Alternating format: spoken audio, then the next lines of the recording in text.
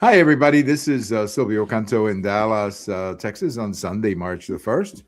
And welcome to our chat with our good friend, Allan Wall. We're going to be talking about Mexico tonight. Allan, welcome. It's always great to have you. Hey, thank you very much. March 1st. It's hard to believe we've already got to the third month of the year. We're almost into March Madness. Isn't that what happens this month? Oh, yes. When you have Right. the college basketball finals, which I think are very exciting. I know there's usually a few Texas teams that make it, but I enjoy the March Madness period. I mean, it's like 2 weeks of like so much basketball. I didn't realize we had that many colleges that played basketball in the country. Oh, yeah. It's Yeah. remarkable how many. There's a I mean, lot. just in Texas alone. Oh, yes. Yeah, I mean, just in Texas, you got A&M, Texas Tech, SMU, um, Rice, Houston. Yeah, I mean, just right there, there's five or six that from our area that Right. will probably get into the big dance. I mean, they're not going to go obviously to the finals, but it's always a lot of fun. Well, I want to chat about Mexico today because Mexico has been in the news quite a bit here lately. Of course, the shooting of El Mencho, the big narco, whose life Yeah. story is fascinating. I mean, this a guy who was literally born picking avocados. I mean, just a remarkable story of how somebody goes from there to become the biggest narco in the world. But Yeah. before we get to Mexico, I wanted to just maybe chat with you a little bit about this Iran operation that started yesterday. It's about a day and a half old. Personally, I don't. I think you got to be careful anytime you get yourself in a war, obviously. But I think Iran. I mean, I'm old enough to remember Iran. I mean, it seems like every day of my life has been, or Iran has been a problem for the West. And I go back to the '70s, Yep. and in the '70s, in the 1970s, Iran was obviously run by the Shah. He wasn't Thomas Jefferson, but at least he wasn't around trying to eliminate Israel. He kind of coexisted with other people, but I mean, ever since these people took over, the country has been a menace to the United States and to the West, and certainly to Israel. And I have to believe that if you can downsize that, or at least eliminate or change the government, and put them on a more Iran centric path, where they worry about Iran, not eliminating Israel, I would have to think that that would have peaceful consequences, Alan. Well, yes, of course. And that would be great if that is the result of this. It's a pretty risky Yeah. because we can't really control all the elements within the country. But I mean, I now that we're thick in the middle of it, I hope that's the result. That would be, I think, good for the Iranian people also. I think so. I mean, if they can somehow, and that's always the more difficult part, having a transition to another government. But the one thing about the Iranian people is that they're generally well educated. They have had, as I remember, they had from my history class, as I remember, they had a democracy for a while. I think they had a king, and then they tried democracy, and then the Shah came in. And again, I'm not necessarily a big fan or a big defender, but of the Shah. But what I remember of the Shah is that he stuck to Iran. He wasn't around invading other countries or threatening Israel. I'm sure that, he had his whatever he had within Iran. But I've seen, you remember maybe videos of that time, and women certainly had a lot more rights and a lot more opportunities under him. And it just seemed like it was a much more Western country, much more civilized country than what it became out. And a very close ally of the United States That's true. during the Cold War, So, Well, I have to tell you a funny story because it has something to do with Mexico. The Shah passed away in the summer of 1980. And when he was having trouble finding a country that would literally keep him. If you Yes, remember, he yes, was kind of rotating from countries right. because he went to Houston for medical treatment, and then eventually he ended up in Cuernavaca, Mexico, for a while, and there he was living in one of those beautiful mansions there in Cuernavaca, Mexico. So I happened to be in Cuernavaca one day Oh, in this in the balcony of a very pretty home there, and I looked over to the side, and I see all these security trucks and all these security people, with their connections and all of that. And I said to the lady of the house, I said, "Who lives there? I mean, is that the president of Mexico visiting?" She goes, "No, no, that's our new neighbor, the Shah." So, ah, so I was wow. able, yeah, I was able to Yeah, just like I never actually saw him very much. I remember him coming out of a car and going into the house, so like less than a second or something. But he was in Cuernavaca, Mexico. He was allowed to live there while he was basically dying. He died that yes, summer. But anyway, I always felt as if he's he should have been treated better by the Carter administration. But then the Carter administration had their share of foreign policy problems, to say the least. yes, yes. It wasn't just Iran. I mean, everything about that administration turned out to be a real disaster. But I think if we could focus on purely a military victory, or at least destroying their military apparatus, and hope for the best when it comes to transition, Alan. Yes, yes. Yeah, and remember the takeover of the embassy and all of those things. It was Oh wow. very traumatic time for the country, and it really brought us into the new age of Islamic terrorism, Oh, absolutely. which we're still in. And Right. have you noticed too that the Shah's son is involved in this? The Iranian diaspora, a lot of the Iranians in other countries are cheering on the United States. They're hoping that it actually could, lead to a fall of the regime. It very hard though to guarantee that. You really can't guarantee it. Well, the son was, as I recall, I don't even think he was a teenager when they left Iran. Maybe he was a teenager, but he must be in his 50s now, I would think, or 60s. Yeah, And how somewhere much, around there. I mean, how much of a following does he have back home? I don't know. Yeah, I I don't don't know, but know. But I mean, if at least that is one person who probably can get a government put together and some kind of a transition. I'm hoping, because that's really going to be the wild card in this. I think we can destroy their military, but it's what happens after. But I thought President Trump, when he made the announcement of the operation, was very precise, and he basically said, "Look, I'm going to give you, you're going to have the opportunity."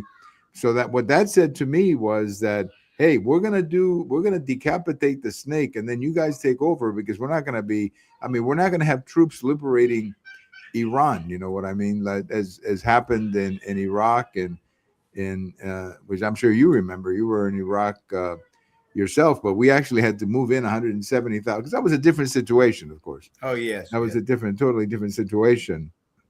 Uh, but but we'll see. I think it's. I'm going to be optimistic about it, Alan. I think maybe he can pull it out. Trump, that is. Well, I hope he can. Actually, like you said, he made a direct appeal to the Iranian people. The question is, how much support do they have? How much support?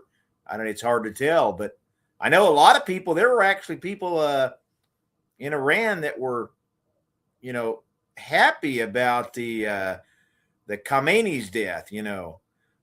There were people. There's videos from that. Right. Well, that I thought that was pretty incredible that they got him on the first day. Oh yeah, the very first day. Yeah. And another thing too, and you would appreciate this as a military veteran. I was hearing that normally these operations we would do at night, and yet it actually began during daylight, which would Yeah. suggest to me that we have total control of the air, and Right. maybe even of their radar systems. Because Oh yeah, I think so. if you remember the way the first Gulf War started, the Afghan War started, and the actual Iraq War, every operation was like at 2 or 3 o'clock in the morning. We were dropping bombs, Right. and you could see these bombs dropping at night.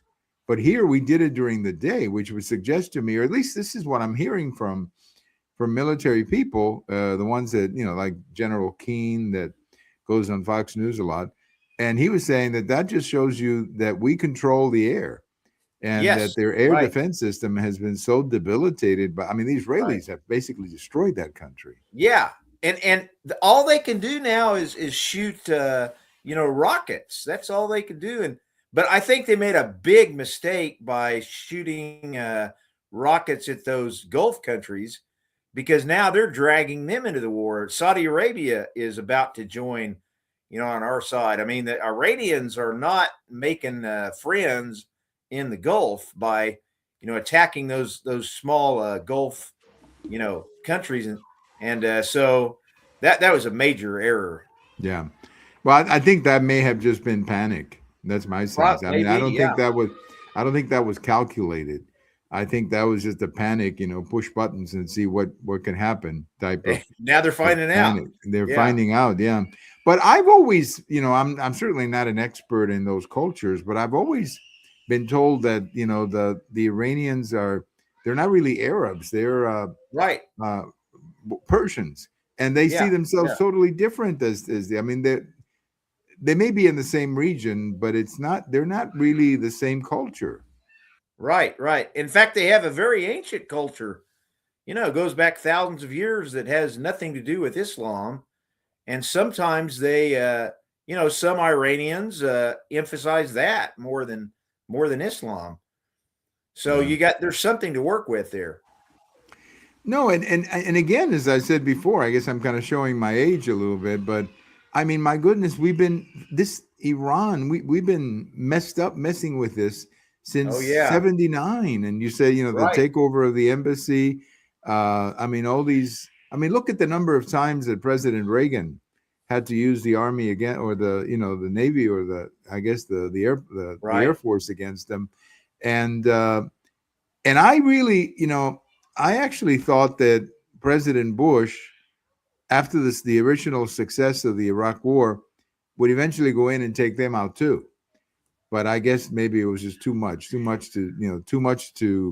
handle at the time, because we already had 140,000 troops in Iraq at the time, Right. and they were moving fast, and maybe they decided that it was a bit too much to digest at that time. But to me, they've been the number one problem in the region, and if we can at least cut them down to size so that they just worry about Iran, and they just do whatever it can. In other words, just take care of Iran and stop trying to overthrow Israel or destroy Israel. I think that would be. I think the Great step entire forward. world would benefit from that, Right. Alan. And another danger is the Strait of Hormuz. They're always threatening to shut down the oil shipments, and actually now they have. So that's like 20% of the world's oil flows through that passage. So that's just a constant problem too. Yeah. No, I know, but I just wanted to alert the audience that we have our grandsons are visiting, and I think they're putting on some kind of a show in the background. Oh, So if you hear a bunch of kids screaming, they're not that's screaming at who. Alan or me. Yeah. They're just doing what 4-year-olds do Right. when Right. when they're getting ready to go home, and they don't want to put on shoes or whatever their Yeah. grandmother is asking them to. So anyway, so if you hear a lot of screaming in the background, I hear it. I don't know if you can hear it, Alan. Can you pick it up? Yeah. Yeah. All right. Well, it's not the Ed Sullivan Show, with a bunch of girls screaming at the Beatles. These are actually little boys in the background who've decided to make noise, no matter how much I tried to do this at a time when I thought that all their energy had been taken out of them. But here they are. So anyway, I think they stopped. So maybe we got lucky there, Alan, for a while. Yeah. Let's see how long. Let's see how long the screaming the screaming goes on. But anyway, that's my anticipation. That I hope that it it comes to an end as soon as possible, and that whatever happens in Iran, it becomes a government focused on the issues of Iran and stops trying to overthrow Israel. If they can do that, I think the entire world would benefit a great deal, Alan. Oh, that would be great. Yeah, that's what we hope for. Yes. Well, by the way, I forgot to say this at the very beginning. I know you love music, but Glenn Miller, the famous trumpet player, was born on this day. I think it was 1904. And I have a little post about him in my blog because my father was a huge fan of Glenn Miller. Huge fan of Glenn Miller. And of course, he disappeared in 1944. But anyway, Glenn Miller. So I just thought I would drop that in, that little bit of information. I grew up listening to his songs so much. My father loved his sound. Oh That yeah, big right. band sound. And I just remember as a kid, my dad used to listen to him a lot. So Glenn So Miller, so and today. they still have not figured out what happened. Oh right, right. Do you know No, I there's mean a they still have not they have not figured out what happened to him. They right? believe all kinds of conspiracies, but the one that I've read here recently, or in fact there was a documentary that I saw about this, that apparently they think he was hit by friendly fire. Oh wow, yeah, that's Be- possible. well, the story goes like this: that some British aircraft was coming back. Back then, if they couldn't do their bombing mission for whatever reason, they didn't want to land these planes full of bombs at the base in London. So they would unload all their bombs Oh in the channel and then yeah, come in empty, because can you imagine if you have a plane full of bombs that crashes? I mean, it'd be terrible. yeah, So yeah. so apparently what happened was his plane, he was flying in a small plane underneath, and these British bombers were at the top. And then when they opened up, unloaded their bombs, unfortunately, they didn't realize that he was down below. And that's the one story that I've heard, at least the latest Could be, could story. be. It could be. I mean, but Have you ever heard? There's a conspiracy theory of that Glenn Miller was on a secret mission to negotiate with Hitler. They said Glenn Miller, according to this theory. yeah, yeah, that one I have not heard. But I mean, Yeah, there's all kinds of stories. I mean, I'm sure that somebody will blame it on Trump, one of these days, and but yes, that was, I don't know. It was on. I always like to highlight birthdays and stuff like that. right. So especially Yeah, that was one. too bad. That was really a tragedy, though. It was a terrible tragedy. He was on his way to Paris to perform for the troops, Yeah, yeah. to a Christmas concert they were Right. going to do Yeah, there. but that whole generation, they're really they're Glenn Miller fans. Yes, I mean, absolutely.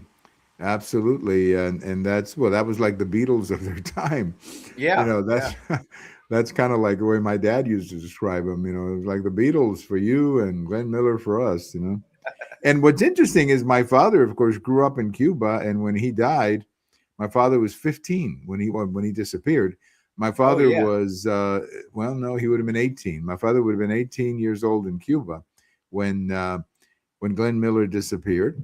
And my father says that there were many, many radio stations in Cuba that would play his music, and there was a lot of coverage in the radio in Cuba of his disappearance because he was Oh very really? popular. Yeah. Yeah, which is another one of these little things that a lot of people don't realize how popular he was outside of the United States. I mean, he was. Anyway, Glenn Miller, 1904 to 1944. And that movie that they made with Jimmy Stewart was okay. I mean, I don't I liked it. I mean, I thought it was a good movie. The Glenn Miller Oh, story. I thought it was a good movie. Yeah. So Jimmy Stewart portrayed Glenn Miller in the movie. I I'm haven't pretty seen it. sure. Yeah, I'm pretty sure that that's who it was. In fact, I would bet you it was because, um, well, the picture looks a lot like Jimmy Stewart, but uh, yeah, that was Jimmy Stewart. I'm pretty sure that it was one of his more popular. And that movie was made shortly, not that long after he disappeared. I mean, I think it was a Oh, movie in the late 40s when the oh, movie really? came out. Wow. So interesting, interesting character. Well, let's talk a little bit about Mexico, which is why I brought you in, and everybody's waiting for us to talk about Mexico. Well, just to set the background, everybody heard about El Mencho, the famous narco who was killed, I guess, in Jalisco. They learned that he was staying at this little resort, and they went in and they found him.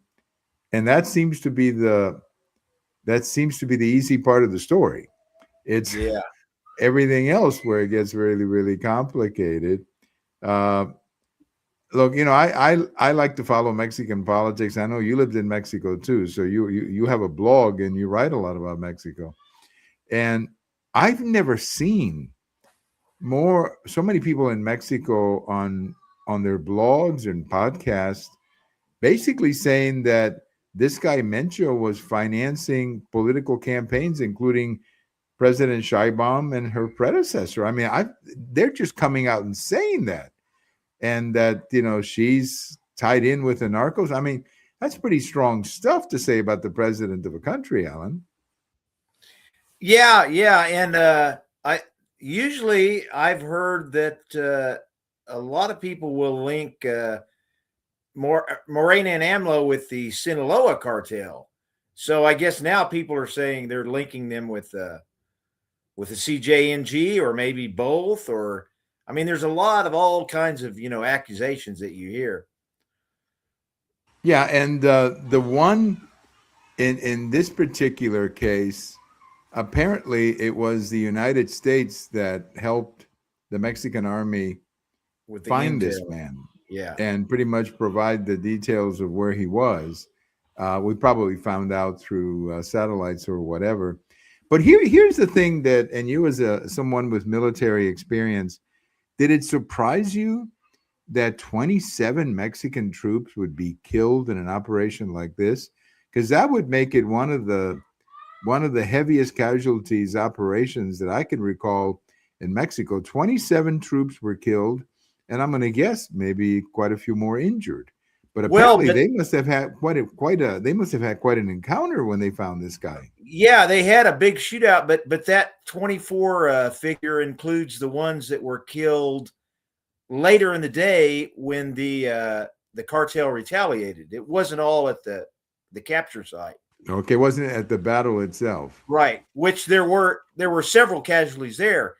Uh, but that was a pretty well run operation, and because they had good intel, they knew the guy was there, but they fought back and ran to the woods. It's a wooded area.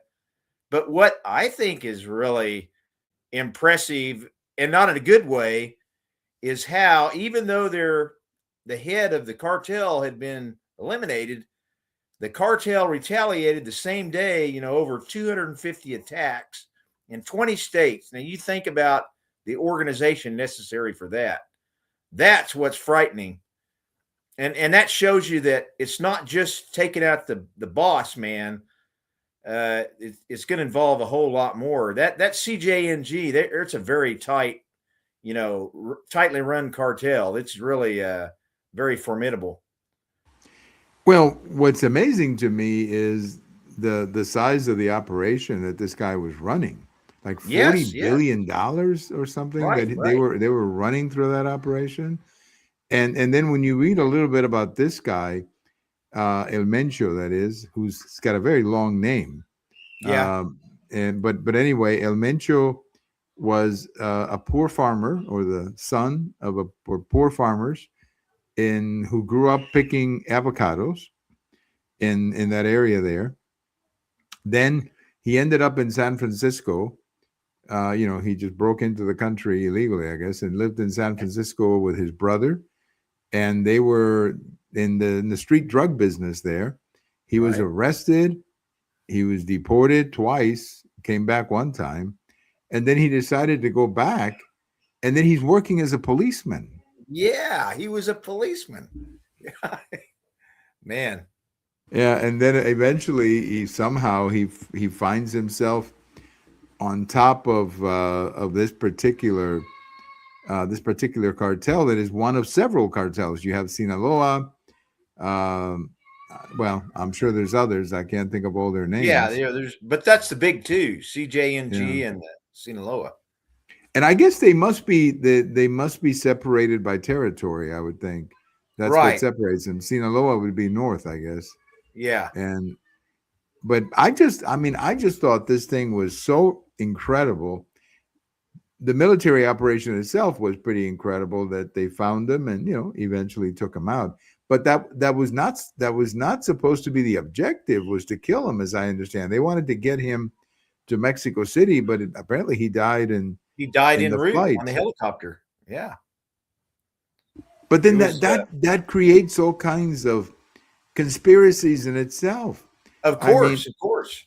I even Yeah. heard. I mean, talk about you want to hear a crazy conspiracy. I was listening to somebody in Mexico who was floating, and this is not some crazy person. Apparently, he's a journalist who says he's got really good sources.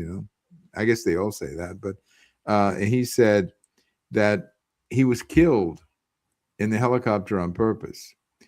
And what I thought was really bizarre about that conspiracy is that there were apparently 6 people in the plane with him.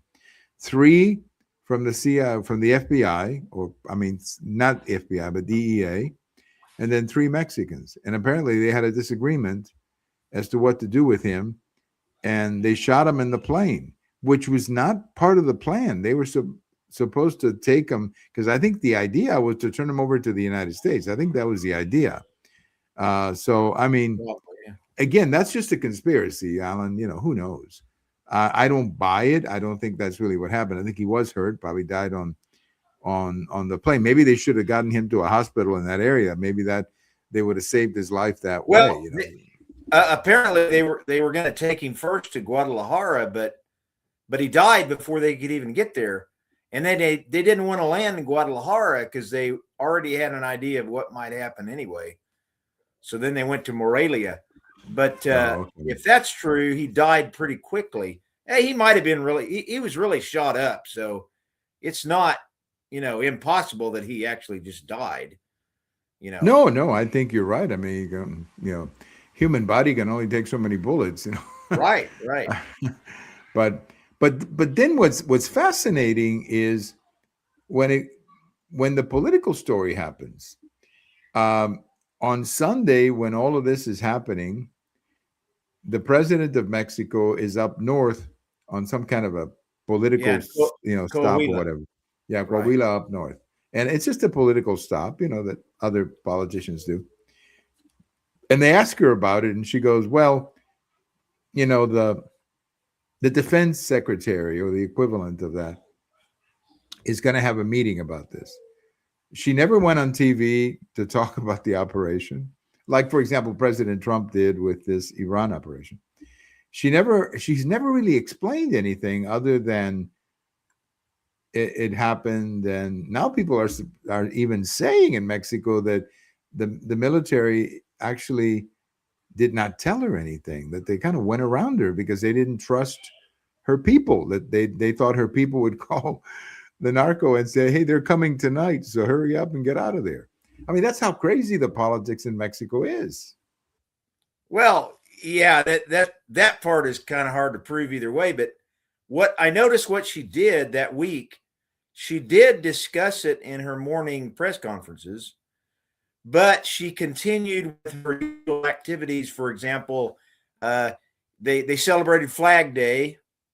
They had Mexican Flag Day one day. They had, how she goes on these tours. They'll go to a hospital. They open a hospital or open a, some type of government facility. It's what Mexican presidents do, most of the time. They go around and open up new government facilities. I think she's trying to kind of show that everything's under control. Don't worry too much. Although to be fair though, she did talk about it in the morning press conferences. But then she'll let other people handle it too. Right.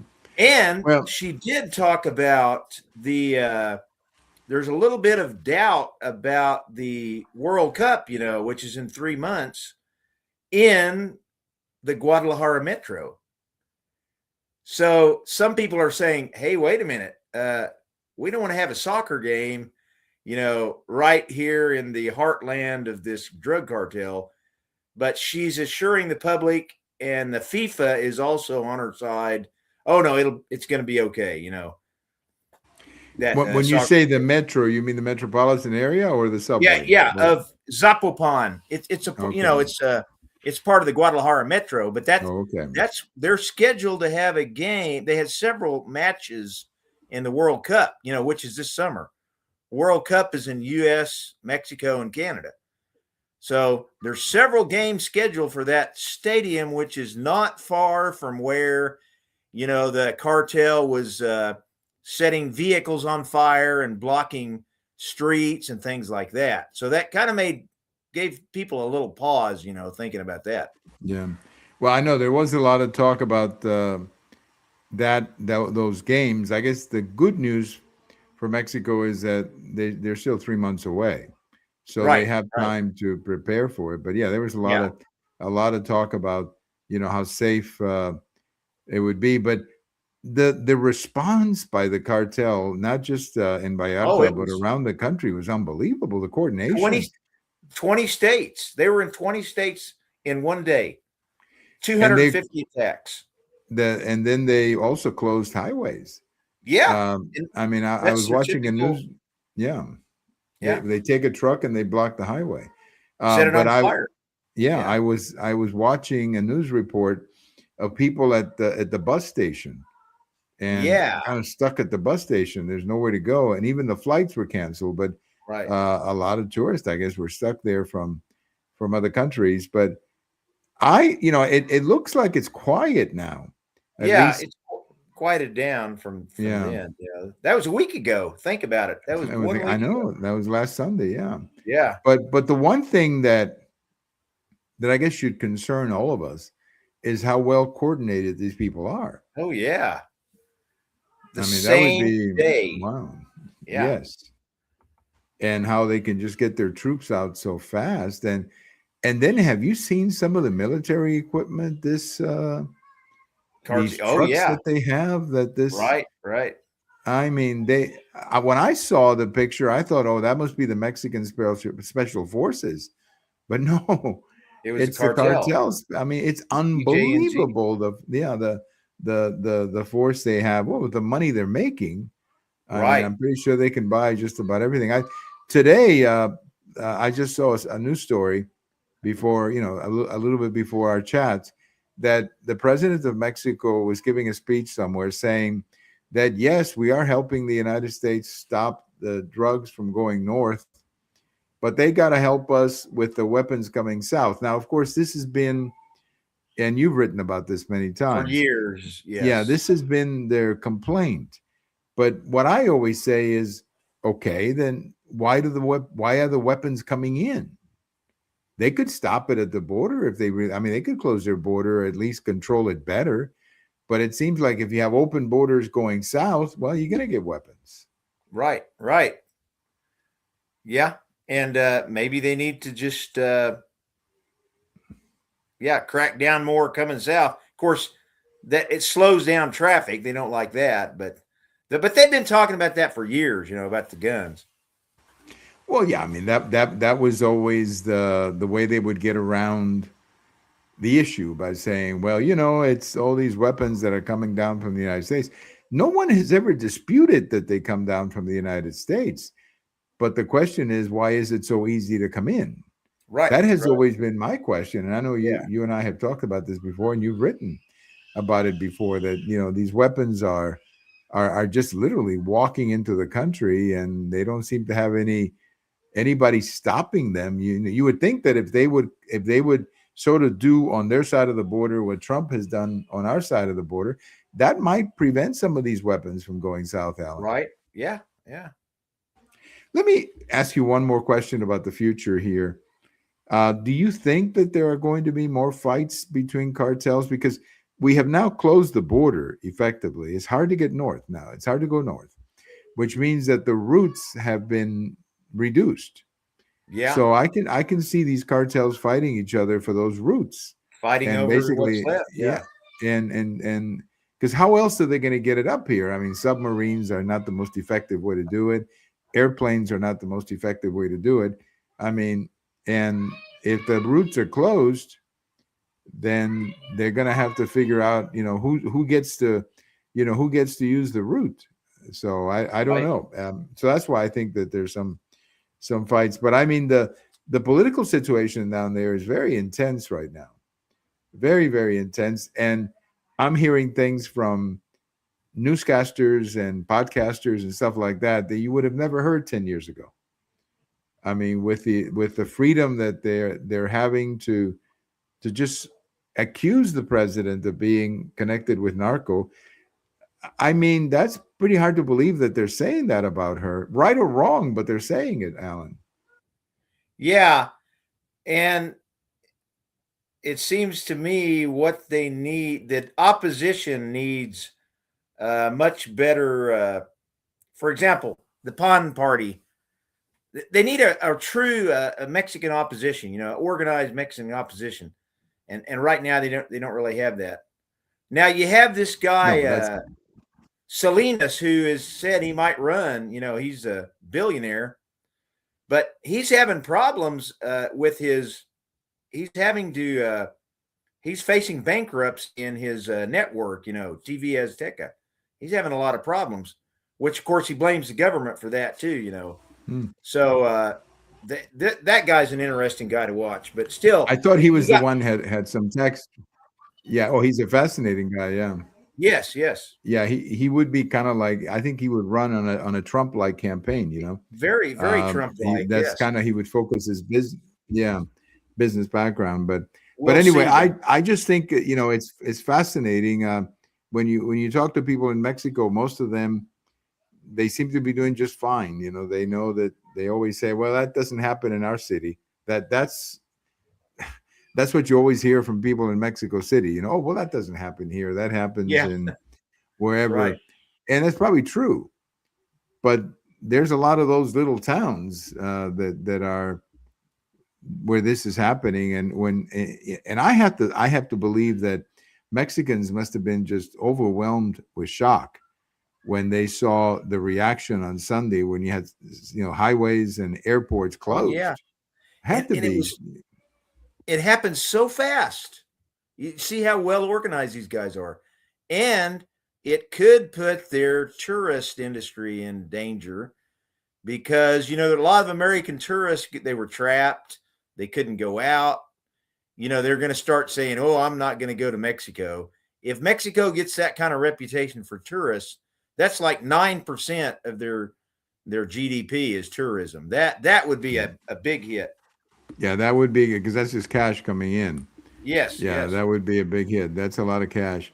Well, Alan, my goodness, we've gone quite a bit of time today, but it was great. Yeah. We had a lot Thank to cover. You so much. Yeah, we had a lot to cover, including Glenn Miller, which I wasn't planning to, but I had it here in my notes, and I figured I'd bring it up.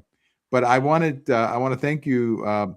You wrote an article recently about the Mexican team in the Olympics, in the Winter Olympics. And just quickly mention that.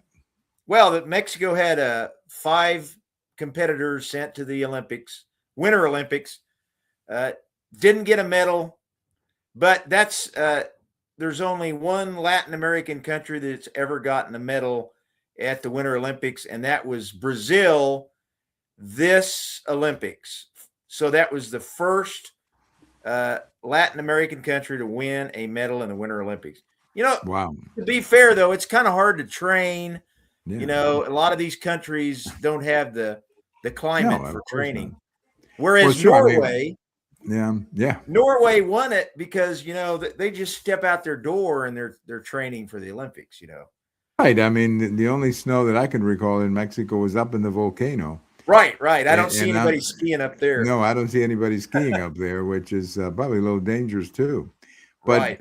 but no, I mean, I think it's great that they sent a team. You know, I think that's Oh, they made an effort. commendable. Right. Yeah, that's good. I think Chile also had a team of like two guys or something that Yeah. were, because it was kind of funny when the whole team is the guy holding the flag. You Right. know, That I happens. Right. yeah, that happens a lot. Yeah. Well, Alan, as always, thank you so much for your time, and we'll do it soon. I mean, the Mexico story developing. We may call on your expertise soon. So thank you so much for your time, and my best to you and your family. Okay. Well, thanks, and my best to you and your grandsons too. Yeah, you mean the The background one. music? Yeah. I think they decided to go quiet now, but they were putting on quite a show there. The one good news is that I have a mute button Oh, that I could mute myself and keep them out of it. But right. to those people listening, it's not the Ed Sullivan Show. People, girls screaming at Alan. That's not what it is. It's some excitable grandchildren who want The to grandchildren. probably want to go home soon. All right. Well, Alan, thank you so much. It's always a pleasure. Well, thank you. Great to Thank be you on so your much for your show as time. always. All right, thank you very much. Our good friend Allan Wall, we have chatted with Alan many times about Mexico and the situation down there, and it's just an amazing situation. Now it's become political. It used to be for a long time it was just the killing and the shooting, but now it's become a real political situation as well. So let's see what happens. Well, thank you for listening. You know, we're going to have our friend George Rodriguez on Wednesdays, and that's because that's the day after the primary, and that way we can talk with George about the results of the primary down here and see who are going to be the finalists for the upcoming November election. Thank you for listening. This is Silvio Canto in Dallas, and we'll talk to you later.